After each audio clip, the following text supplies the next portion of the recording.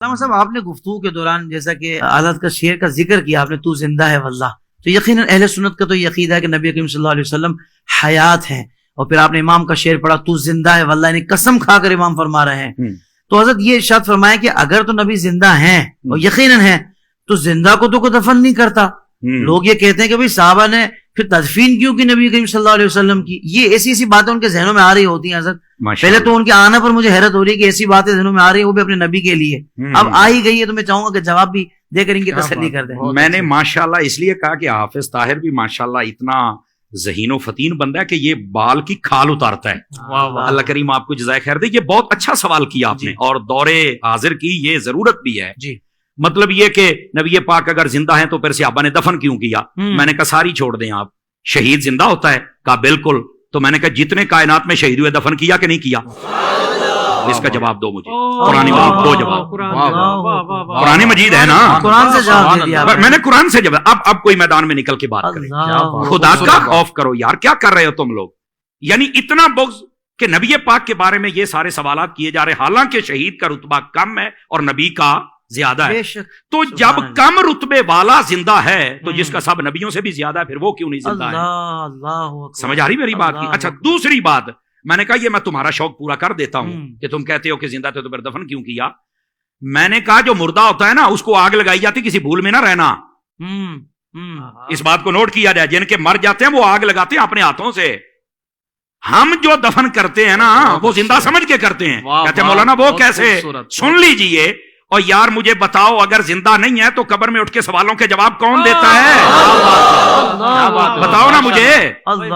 یہ صرف اتنی دیر تک ہی موت کا حکم ہے کہ جب تک سانسیں باندھے ہم نے قبر کے سپرد نہیں کر دیا، اللہ کی رحمت کے سپرد نہیں کر دیا۔ اس نے یہ جہان بدلنا ہے، برزخی دنیا میں جانا ہے، سمجھ آ رہی ہے؟ اور اس کو کہتے ہیں برزخی حیات، یہ بھی میں آسانی کر دوں۔ بہت اچھے، سمجھ آ رہی میری بات کی؟ لیکن یہ کہنا کہ زندہ کو دفن کو نہیں کرتا، یہ تمہیں کس نے کہا ہے؟ میں ایک یہ جو دیہاتی لوگ ہمیں سن رہے ہوتے ہیں تو میں ان کی ایک مثال دے دیتا ہوں، شاید کسی کے کونے کھانچے میں بیٹھ جائے۔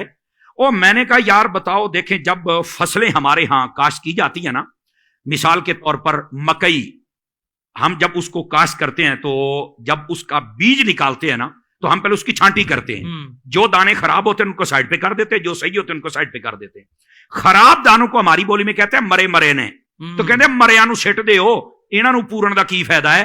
آ جڑے چنگے نے انہاں نو پورو، کچھ نکلے گا تے صحیح نا۔ اس کا مطلب ہے اگر یہ دیہاتی لاجک سے بھی دیکھا جائے نا تو زندہ کوئی دفن کیا جاتا ہے، مردے کو کوئی نہیں دفن کرتا ہے۔